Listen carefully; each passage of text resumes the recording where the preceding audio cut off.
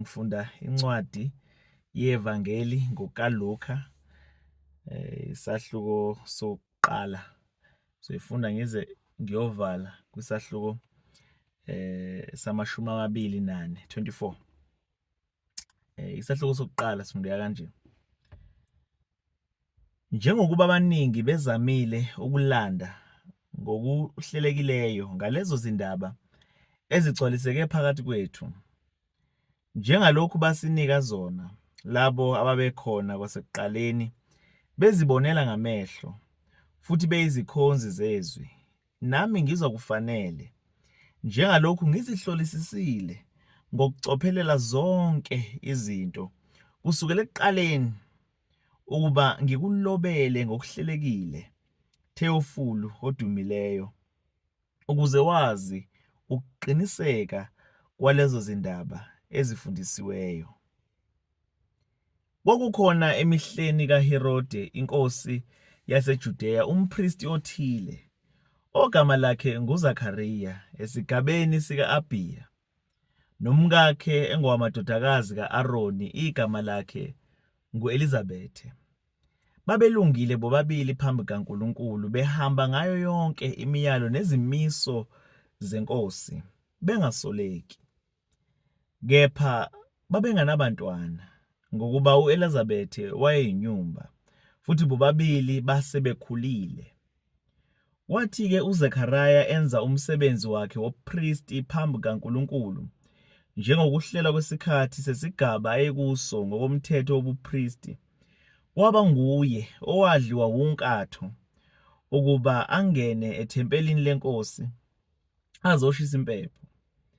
Isixuku sonke sasikhuleka ngaphandle ngesikhathi sokunikelwa kwempepho. Kwabonakala kuye ingelosi yenkosi imi ngakwesokunene se-althare lempepho. Kuthe uZakhariya ibona wethuka, wehlelwa luvalo. Kepha ingelosi yathi kuye, "Ungesabi Zakhariya, ngokuba isicelo sakho sizwakele. Umkakho u-Elizabethe uza kukuzalela indodana, uyiqambe igama uthi nguJohane. Uza kujabula uthokoze ngaye, nabangane baza kujabula ngokuzalwa kwakhe, nabaningi baza kujabula ngokuzalwa kwakhe, ngokuba uza kuba mkhulu emehlweni enkosi. Akayi kuliphuza iwayini nophuzo olunamandla, uza kugcwaliswa nguMoya oNgcwele esesiswini sikanina.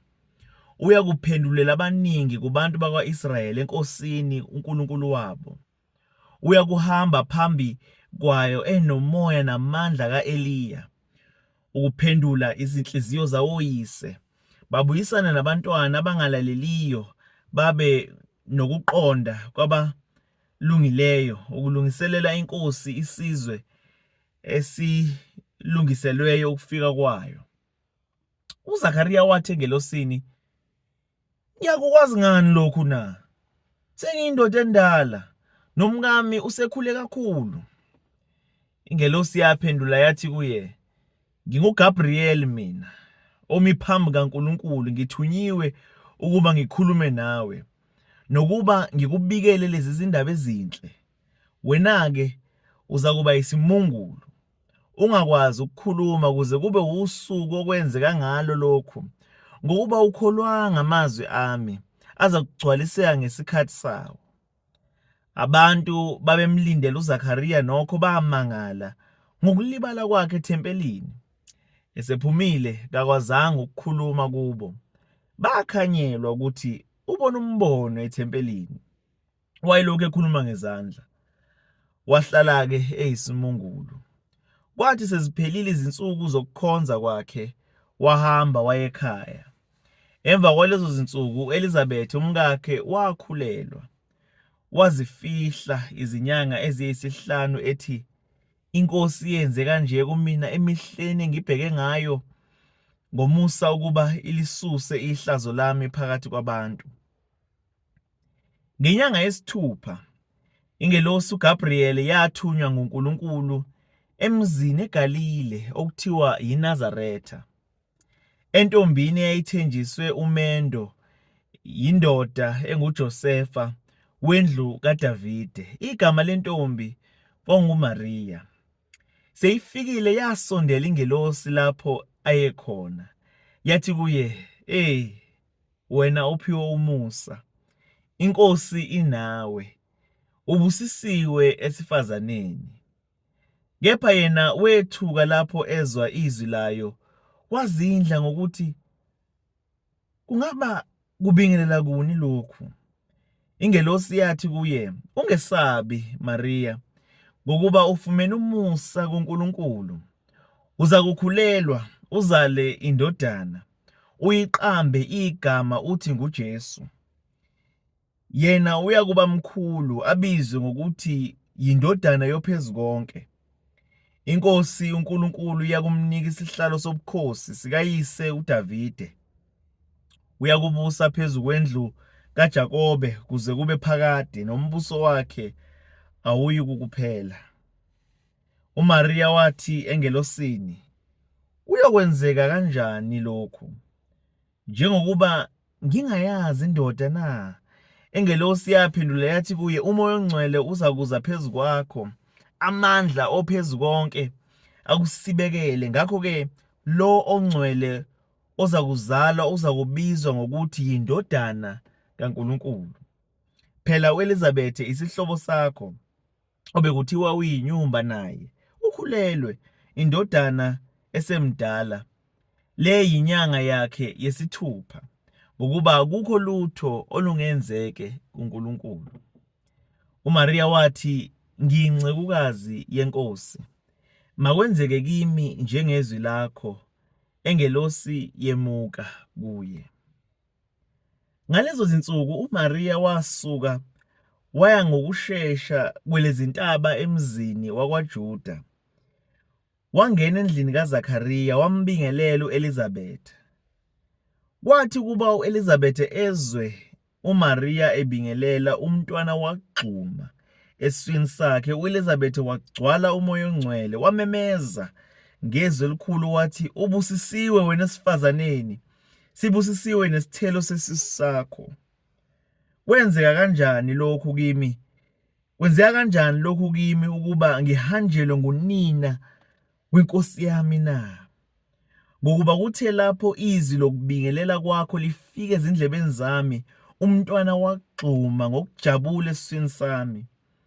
Ubusisiwe lowo owakholwa ukuthi kuza kufezeka lokho kwakhulunywa yiNkosi kuye.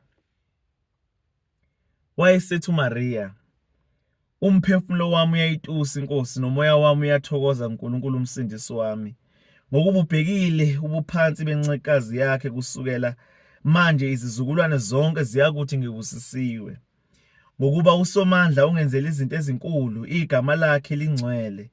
Isihawu sakhe sesizukulwaneni ngezizukulwane kubo abamesabayo. Wenzile amandla ngengalo yakhe, uchithile abazidlayo ekuzidleni kwenhliziyo yabo.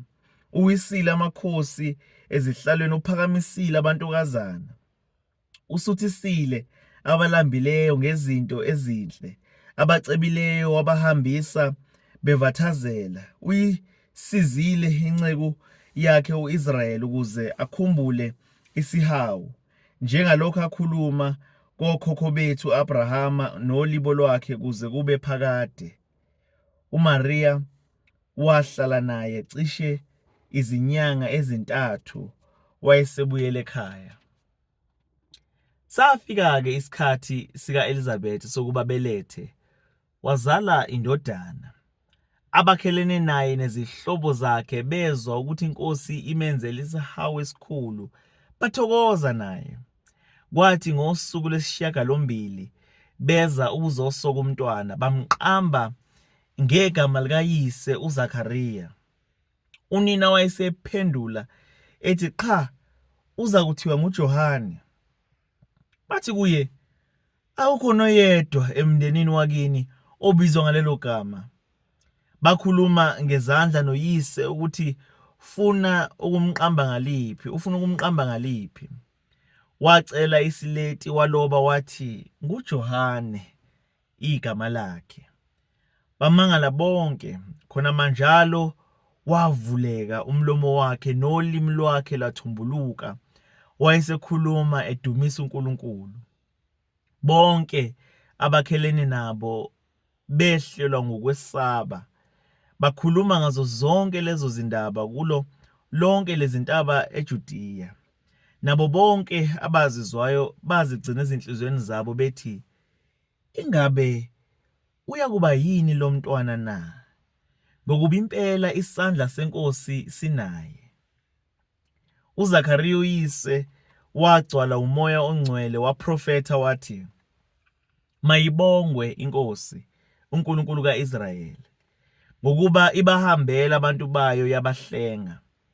Yasiphakamisela uphondo lwensindiso endlini kaDavida inceku yayo, njengalokhu yakhuluma ngomlomo wabaprofethi bayo abangcwele selokhu kwadabuka umhlaba, ukusisindisa ezitheni zethu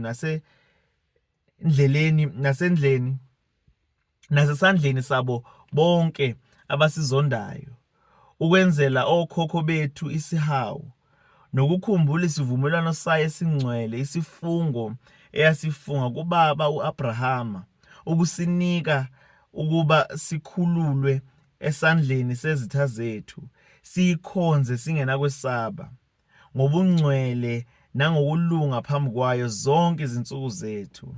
Nawe-ke mntwana, uyakuthiwa ngumprofethi woPhezukonke, ngokuba uyakuyandulela iNkosi, ulungisa izindlela zayo, ukukhanyisela abantu bayo ukuyazi insindiso, ngokuthethelelwa kwezono zabo, ngemisesane yesihawu sikaNkulunkulu wethu, esihanjelwe ngakho ukukhanya okuvela phezulu, ukuba khanyisela abahlezi bomnyameni nasethunzini lokufa, nokuqondisa izinyawo zethu endleleni yokuthula. Umntwana wakhula waba namandla emoyeni, wahlala ehlane kwaze kwaba ulusuku lokubonakaliswa kwakhe ku-Israyeli.